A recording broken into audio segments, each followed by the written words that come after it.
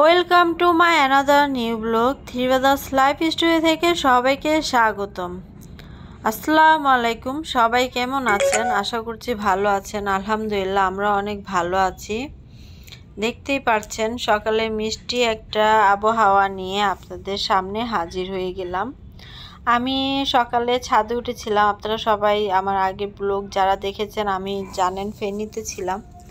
তো পরের দিন সকালে ঘুম থেকে উঠে আমি ছাদে উঠে গেলাম। ছাদে উঠে আগে ভিডিওটা নিলাম, ঘুরছিলাম আর ভিডিও করছিলাম। ভালোই লাগছিল চারপাশটা দেখতে। আর আমার ছাদে উঠতে খুব ভালো লাগে। দেখেন কবুতরগুলো হাঁটছিল।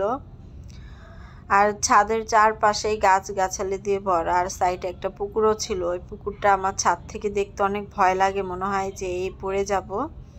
তারপর আমার অনেক ভালো লাগে ছাদে এসে ঘুরতে।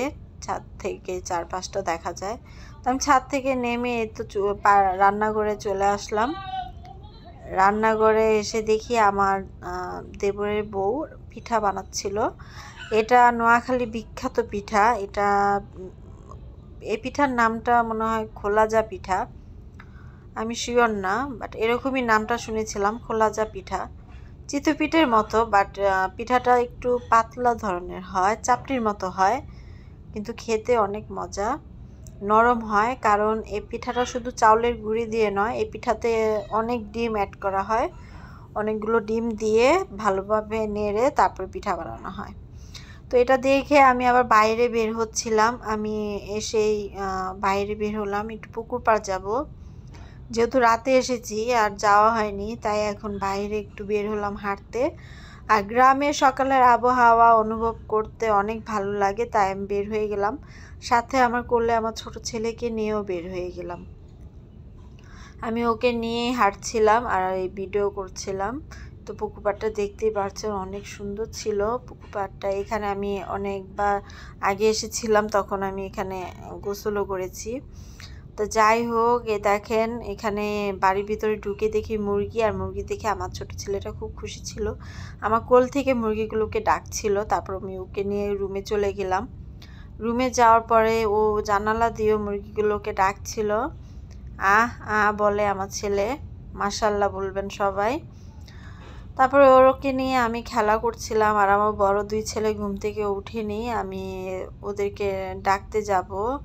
এরপর দেখেন এই জানালা দিয়ে দেখা যাচ্ছিল যে এখানে আমার মামি শাশুড়ি লাল শাকের চারা মানে লাল শাকের বীজ বুনেছিল। লাল শাক হয়েছে, লাউ শাক হয়েছে, সিম গাছ হয়েছে।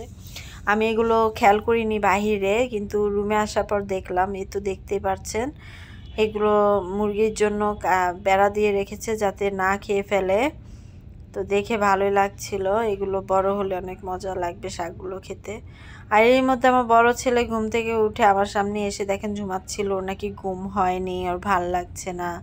ওর তো আসলে এত সকালে ওঠার অভ্যাস নাই, তাই এত সকালে ঘুম থেকে উঠে একটুই লাগছিল। আর একটু ঠান্ডা ঠান্ডা যেহেতু ছিল, এই জন্য হয়তো ঘুম ভাঙছিল না। সারাদিন যেহেতু দৌড়াদৌড়ি করেছে, ক্লান্ত একটা বাচ্চাদের মধ্যে থাকে। আর আমার ছোট ছেলেটা দেখেন ওর ভাইয়ের সাথে কি করছিল। ওর সামনে শুইলেই সবসময় এরকম করে, ওর উপরে বসে যায়, মাথার উপর বসে যায়। তারপর আমার মেজো ছেলেটাকে ডাকতে গেলাম, ওরও ঘুম ভাঙছিল না। বলছিলাম উঠো বাবা, অনেক সকাল বেলা হয়ে গেল, উঠো, নাস্তার জন্য ডাকলাম। তারপরে তো নাস্তা রেডি হয়ে গেল, টেবিলে দিল। আমরা টেবিলে খাই নাই, খাটে নিয়ে বসে খেলাম ছেলে মেয়েদেরকে নিয়ে। যেহেতু আমার আরও 3 মেয়ে আছে দেবরের, আর আমার ছেলেরা, সবাইকে নিয়ে আমি নাস্তাটা খেলাম। এরপর চাটা হাতে পেয়ে গেলাম। চাটা ছিল গরুর দুধের, খুব মজা ছিল, ভালো লেগেছে। আর আমার দেবর আমার ছোট ছেলেকে নিয়ে বাহিরে রোদ পোহাচ্ছিল। আর আমি আবার ছাদে গেলাম, ওইখানে নাকি আমার বড় ছেলে গিয়েছে, দেখতে গেলাম। আর এখানে মুরগি ডিম তা দিচ্ছিল। তারপর ছাদে গিয়ে দেখি ওর আব্বু ছিল। তারপর আমার বড় ছেলে বলছিল আসো আসো দেখো এখানে কবুতরের বাচ্চা। আমি কবুতরের বাচ্চাগুলো দেখলাম, দেখে অনেক ভালো লাগলো, মাশাআল্লাহ। তো আমি নিচে গিয়ে আবার একটা কাঁঠাল গাছ দেখলাম, দেখে অবাক হয়ে গেলাম। একটা কাঁঠাল গাছে এতগুলো কাঁঠাল। যাই হোক, গ্রামে তো আম কাঁঠালের দিনে আম কাঁঠাল ভরপুর থাকবে, এটাই স্বাভাবিক।